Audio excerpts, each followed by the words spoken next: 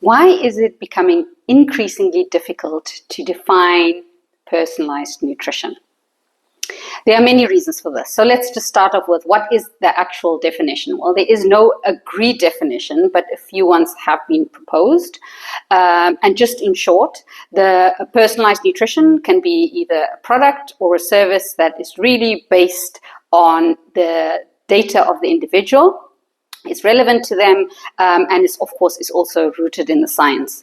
Now, in the beginning, it was, I would say, relatively easy to define what personalized nutrition is, and of course, it ranges or spans all the way from prevention to medical nutrition. So that could be from prevention to treatment through food, and of course, it's kind of shifted over the years, because before it was very clear to distinguish what was kind of defined as wellness, what was consumer health, what was fitness, and what is clinical or medical nutrition. Well, technology has kind of shifted that and evolved that definition. Of course, at Kina, we have backgrounds in nutrition, which makes it a little bit easier to say, okay, well, this is now defined as based on the regulation. This is medical nutrition, and this is defined as kind of lifestyle or wellness. However, things are changing, and we can see an increasingly blurring of the lines, not just between kind of segments. It's really entire industries now, where really we see technology enabling, recommendation or providing tailored, personalized advice. And of course, it's becoming increasingly difficult to see where wellness ends and personalized nutrition or medical nutrition even starts. Just to give you an example, if you, for example, want to increase your fiber intake, that is considered kind of lifestyle. You're looking for high fiber products. But as soon as you provide advice for somebody to specifically increase their fiber intake to lower cholesterol, for example, that would be considered medical nutrition or clinical nutrition. And so through technology, we are increasingly seeing platforms who have aggregated maybe food databases, product databases, clinical guidelines. Once you complete your profile, will be able to, or are able to, already recommend to eat specific meals, recipes, buy specific products, follow a particular kind of recommendations in terms of a target fiber intake. So the lines are becoming increasingly blurred, and it's not just about personalized nutrition either. It's becoming more about personalized health, because consumers are more interested in improving their holistic health. And so it's looking at what can be taken from kind of the wellness arena, and that can be, meditation. It can be, yoga. But combining that with very kind of, I would say, clinical advice or recommendations as well. So it's looking at body, mind, health all together, and that makes it more difficult to define just what personalized nutrition is. So what does the future hold? Well, we can already see that this area of wellness, consumers want to see effectiveness. Yeah.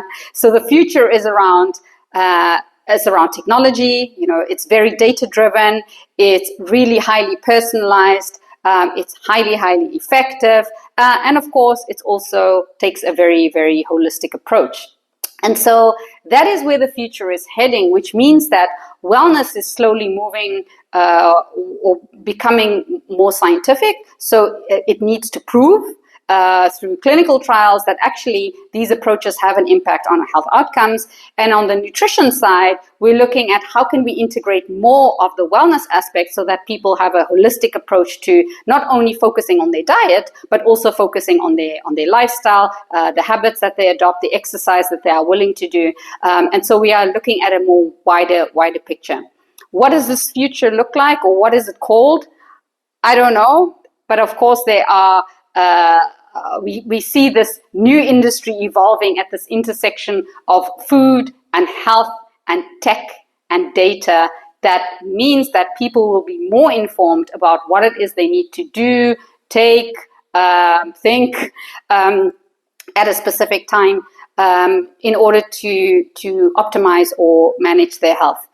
Now, there are a number of definitions already. So there's personalized health, personal health, scientific wellness, precision wellness. All these definitions are going around at the moment, but there is not a agreed definition. So perhaps what we will see in the future, as we see more and more, wearable companies moving into nutrition and health, food companies looking at more, tailoring for, it could be smaller appetites, it could be specific, functional foods. There's a new era. We are at the start of a new era, and that industry has not been defined.